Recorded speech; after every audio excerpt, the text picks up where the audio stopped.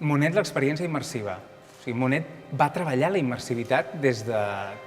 Vaja, fins i tot abans que s'inventés la immersivitat. Ell tenia al cap de fer uns quadres grans que envoltessin l'espectador i que li donessin en paraules seves la sensació d'infinit, com una onada, exactament el que tenim aquí. Què hagués dit Monet si hagués vist això? Molt.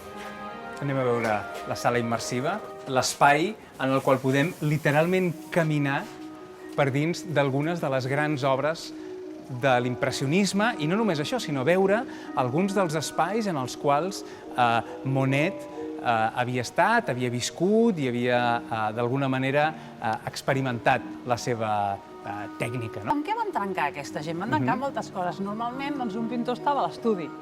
Doncs ells no. Ells surten, però per què surten? Es veu molt clar per què surten. Perquè volen captar tots aquests petits reflex, la llum natural. Per tant, has de sortir. Tenim aquesta gran sala immersiva, és un espai, diguem-ne, un gran espai de llum, un gran espai d'art il·luminat. Què ens aporta això per interpretar l'impressionisme? Com ho veus tu? O sigui, què pot aportar a tots els visitants de l'Ideal per interpretar un corrent artístic que aparentment és prou popular, no? I tothom coneix? Els nens estan sempre amb la tecnologia, doncs això els agradarà molt, primera. És a dir, una manera... Monet hagués fet servir coses així? Segur, segurament, perquè és que, de fet, l'Orangerie tenia una forma elíptica, era una cosa que t'embolcallava. Immersiva. Exactament, és que ell volia això. I ell li hagués encantat. De fet, estem dins d'una obra seva ara en aquests moments. Literalment. Que és el que ell volia.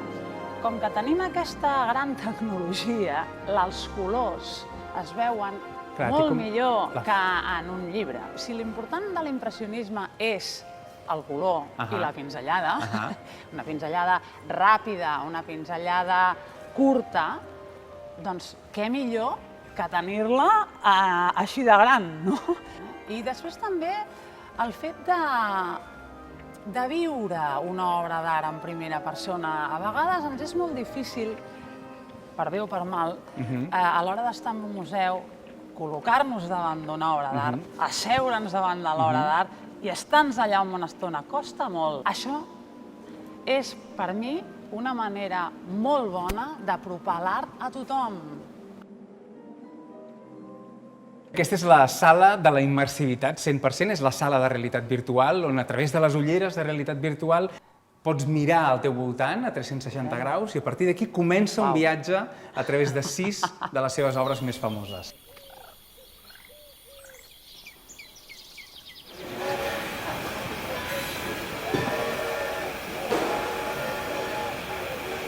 És espectacular.